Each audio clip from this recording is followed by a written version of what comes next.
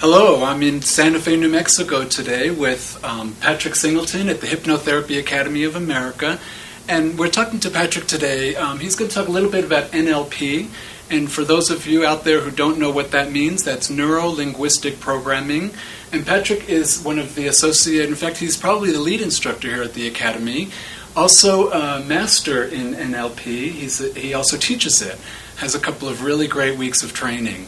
Also, he's an author of a couple of books, the Blueprint, 3 books. I know two, a Blueprint of Unfolding and On the Brink of Eternity. Those are the two that I know. Good. Yeah. Very good. So Patrick, why don't you tell us a little bit, just briefly explain what NLP is? Okay, well you said the words, neuro-linguistic programming, which is a mouthful, and basically from what I've read, Richard Bandler came up with that title basically to kind of alienate the psychological community because that sort of fits his personality. He kind of wanted to stand out and be sort of a sore thumb. But basically what it really is, the simplest way to say it is it's the study of excellence. NLP is a technology that people use to achieve results faster. In other words, you can duplicate somebody's results without having to go through the learning curve to figure out how they got to that. You can by learning the end method. And when you say that they, get different results, better results about what? Like, is it about programming, about their beliefs? What are they getting? Well, all kinds of results. I mean, the people that they studied, all the first people that they studied were all therapists. Fritz Perls, Virginia Satir, not Gregory Bateson, but Erickson. And so most of what they were modeling, and that was their word for, I'm going to study how you do what you do. They called that modeling. And so all these people that they modeled many of them were therapists. So what they were looking at was how are these people creating results of change? How are they clearing phobias? How are they helping these people change their lives, work on emotional issues, psychological issues, how to create change, also how to create, since then it's from that basic technology that it's get used a lot in the business world, how to develop rapport very easily, quickly, how to do marketing, how to kind of influence the way people think, and so on. Yeah, and I want to get into a little bit about that report because I think that's really fascinating. But first, could you just talk about, break it down a little bit, like neuro-linguistic programming? Those 3 words put together must have, some kind of meaning why they put those 3 words together. So if you could break that down a little bit, that would be great. All right. Well, neuro just refers to the neurology. That, in a way, like the first 2 books were called The Structure of Magic. There's Volume 1, Volume 2. So what they were talking about was that we're creatures that the way that we navigate through life is the way that we understand, the way that we communicate, the way that we think is all through language. And then that language translates into the body. So whatever we say, whatever words we think, whatever words we express have an impact on the body. So, and then the programming are fixed ideas, beliefs. So it's how those beliefs are encoded through language that creates an effect in the body. And we all have programming, don't we? If you're still breathing, you've got programming, yes. I know, I was looking through your book. I took your class, and it was fascinating. And I was looking through the book at some of your basic ideas, like the philosophy of NLP. And there's a couple of things here that I found really interesting that I thought maybe you could talk a little bit to the audience about. Sure. One of them, and this seems to be really an umbrella for NLP, is the map is not the territory. Mm-hmm. I love that expression. So if you could just talk a little bit about that. All right. So basically the map is not the territory. So what you're referring to, these basic ideas that are sort of the philosophy of NLP, in the jargon of that work, those are called the presuppositions. And so those create the framework for how all the techniques and how all the language patterns hold together. Well, what happened there? I have no idea. I don't know if it's the DVD player or what, because this was working earlier, so it must be the universe saying, time for us to talk about this. Yeah. and I'll work on that a little bit more, and maybe we can get that situation straightened out. Sounds like a plan. Okay. So Patrick was talking about the presuppositions. You were asking about the presuppositions of NLP and what they're used for. And, he did say anyone can do anything.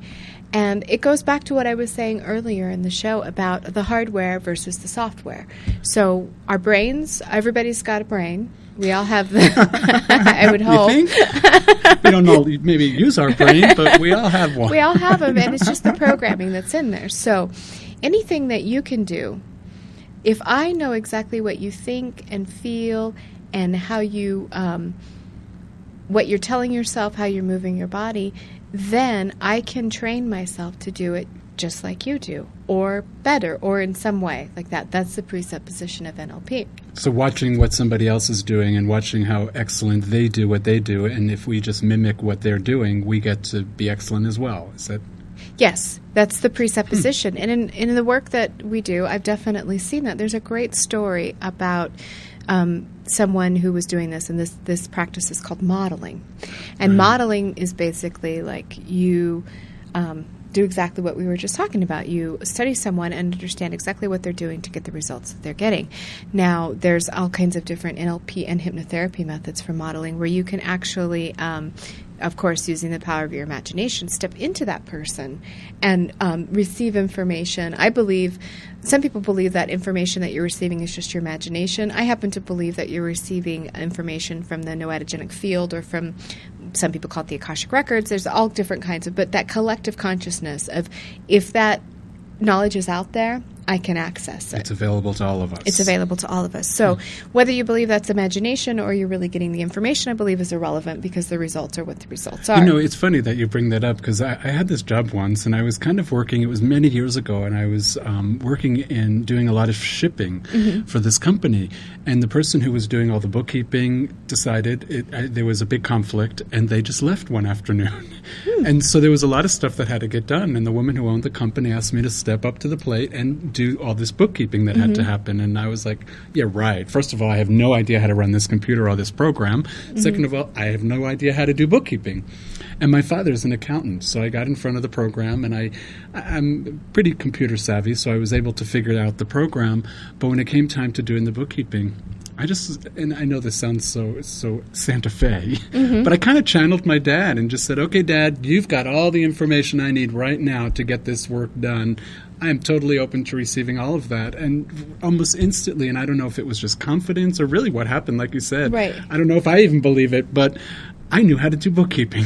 Like almost instantly, I had information that I wasn't even aware of that I had, or I was given information that I previously didn't have. I don't know which one was how it was working, but it was pretty fascinating. So it's interesting to hear you say fantastic. And the story that I'm going to tell, I don't quite remember the person who was doing the modeling, so the person who was stepping in, but NLP is also based on language patterns from Milton Erickson, and Patrick mentioned Milton Erickson, and he was a famous psychiatrist who used hypnotherapy in the 60s. He was studied by Bandler and Grinder.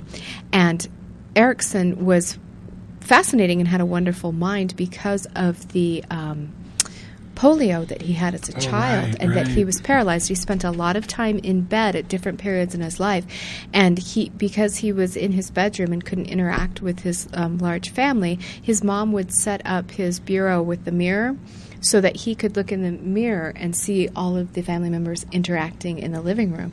And he learned a lot about human behavior by doing this. And so he was a master at reading people just by the way they spoke, they moved, they talked. So he's done a lot of work in this field. We could talk about Erickson for quite a long time, but the point of the story regarding modeling is that somebody really wanted to gain all of the knowledge that Erickson had. So they began modeling Erickson in all of these different types of ways and using these different types of method. And this gentleman actually began to develop polio from modeling Erickson so closely. So, well, having all the tools he needs at all times, he backed off of that and, stopped with okay, I can be just like Erickson minus the polio. I could leave out this part. I could leave out this part. But it's very much a powerful tool for saying, you know what, if you can do this, if I'm willing to invest the time and the energy and working with the tools, I can learn how to do that as well. If you can sing the national anthem that beautifully, and I have a voice that sounds like a hyena being crushed by a tire iron. if I, it's kind of true. You're so kind to me. Then I can learn how to sing just like you do.